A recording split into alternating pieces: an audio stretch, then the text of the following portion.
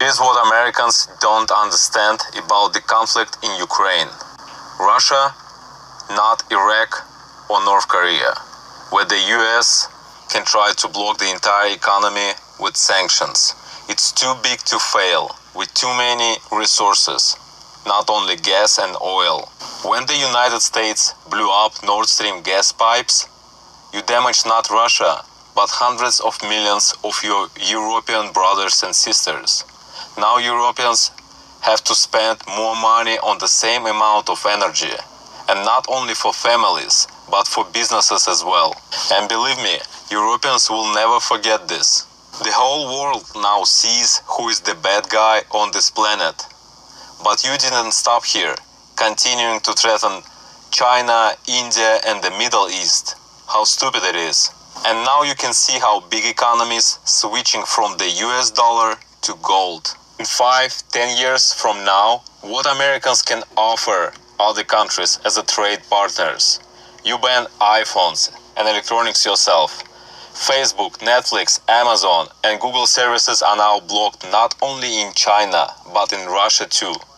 India will be next. Same with banking systems. MasterCard, Visa, and PayPal missed out on a combined $2.4 billion in revenue from Russia. And all of this happening at the time when average Americans cannot afford to buy a house, where millions live in the motorhomes. In big cities, homeless people sit on every corner. In San Francisco, you can't even park a car near your house. You already spent $112 billion of taxpayers' money to support Ukraine, for a corrupt country that obviously cannot win the battle on the field, nor it can pay your money back. And believe me, 50% of your taxpayers' money is stolen. The number of undocumented immigrants crossing at the southwest border for the fiscal year 2022 topped 2.7 million, breaking the previous annual record by more than 1 million, according to Custom and Border Protection data. You are allowing transgender with mental disorders to dictate how to teach your kids. Hello, my name is Lindsey Graham, and I am a cat. Meow, meow. Honestly, dear Americans, the nuclear war with Russia in the near future is the last thing you have to be afraid of right now. Around 3 million Russian-speaking people live in the US. We will not send you a nuke while our people are here. America is a nation that can be defined in a single word. I was going to Just fix your government. Telling his troops to get ready for war by the year 2025. General Minihan sent a letter to his troops telling them, hey, you better get ready.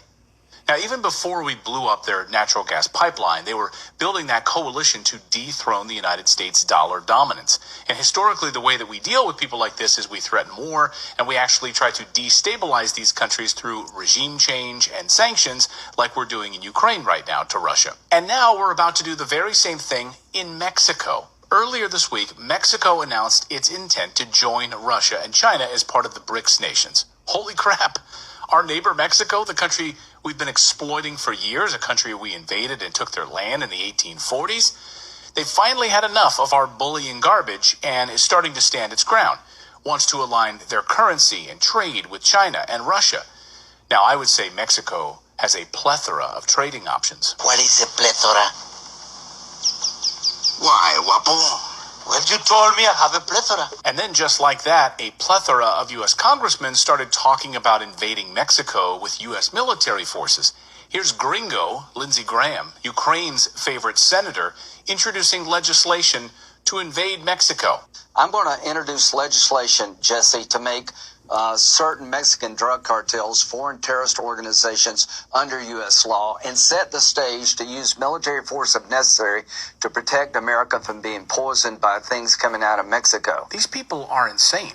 And then, not to be outdone, is Congressman Dan Crenshaw calling for U.S. military in Mexico. Hoy quiero dirigir este mensaje al presidente de México, Andrés Manuel López Obrador.